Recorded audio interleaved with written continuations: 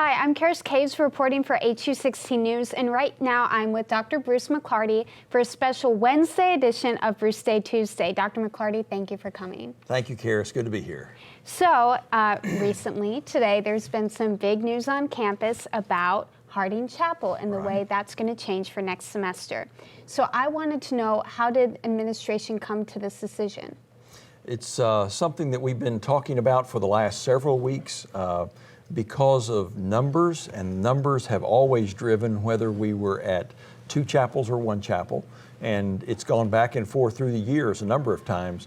And so because we would fit in one chapel, there are things about one chapel that are a lot easier if we're there.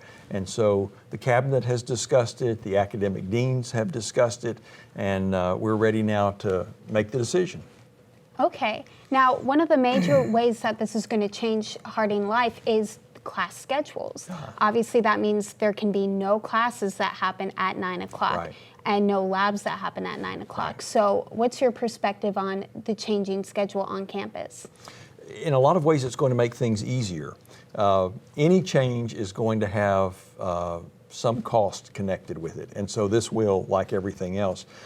But when we talked about going to one chapel, we pitched it then back to the deans, who had already been discussing this a good bit. But we pitched it back to the academic deans and the student life deans both. And we said, you choose what time is best. And so there were people who thought one chapel ought to be at 9 o'clock. Some thought maybe 10 o'clock. Some advocated for 11. There was even the idea of chapel at 2 o'clock. So there are a lot of different options out there, and they all have their benefits and their cost and everything.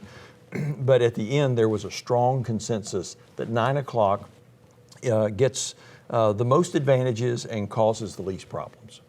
Now, Dr. McClarty, I know that there's a long history of the way we have chapels set up at Harding. It's been one chapel, it's been two chapels. I just wanted to know if you could clarify and explain the story behind that. Right. For students right now, they think that two chapels is the only way it's ever been. When I was in school here in the 70s, a chapel was in the administration auditorium. We always had two. When the Benson was built, we could all fit comfortably into one. And since that time, there have been changes even in the Benson. In 2005, we went to two chapels. And then we added some seats in what now look like the aisles, seats in the aisles of the Benson Auditorium, so that we could fit in one chapel again. And we went there as long as we could fit, and then when we couldn't, we went back to two chapels. So we've been back and forth, and it's always been about space. Have we had enough room? And now, with the last 3 years, our freshman class has been down some, and because of that, we can fit in one chapel again. So if we can fit in one chapel, why shouldn't we do it? Of course. Now, Dr. McClarty, thank you so much for coming in today to talk about chapel and the new changes. I know this is going to be a big change, but I think students are going to be excited about it.